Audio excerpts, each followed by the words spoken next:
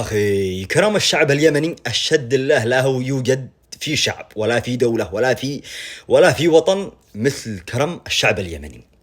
شفت أحد الفيديوهات لأحد الخليجيين في الولايات المتحدة الأمريكية، يوتيوبري يمشي على السوبر ماركات العربية، يوري الناس البضائع العربية هني موجودة في الولايات المتحدة الأمريكية، فمشي إلى العديد من السوبر ماركات بيصور وينشر. فدخل إلى سوبر ماركت يمني، صدمه. اليمني هذا كان تعامل غير، أسلوبه غير، كرمه غير. يا أخي فينا الدم العربي هذا، في هذا سمونا أصل العرب. لهذا الرسول صلوات ربي عليه قال علينا أرق قلوب وألين أفئدة. هذا الفيديو بيشرح لكم بالتفاصيل عن كرم اليمني وعن طيبة اليمني وعن حب اليمني لأخوه العربي أيا كان. شوف الفيديو هذا النهاية ويحكم. Eggs please. Eggs. عربي. كيف حالك؟ كيف الأمور؟ والله تمام. كيفك؟ طيب. ممكن بيض لو سمحت؟ بيض حاضر. على كيف؟ على الرول؟ لا بيض.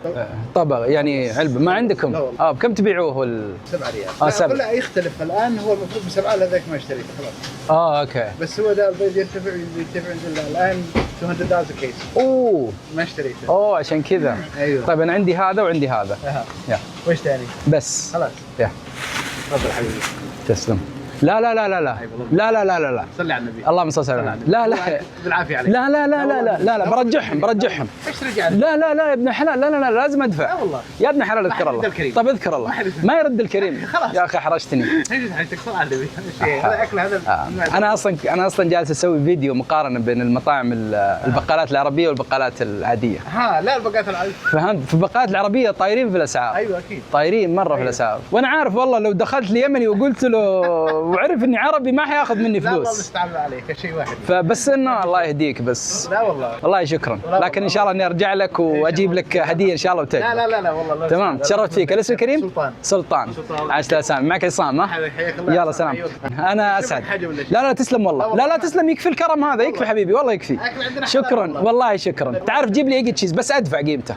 يا اخي ادفع قيمته. والله ما قصت فلوس. انا عارف بس بالعافيه عليك والله. والله الفايده لا روحي. لحظه بس. ايج تشيز. انا عارف لو دخلت بقاله وعرف اني عربي لازم ياخذ مني فلوس، ما حياخذ مني فلوس قصدي. جماعه اكثر يعني ناس كرماء اليمنيين، اقسم بالله ناس. شوف الاحراج، والله احراج.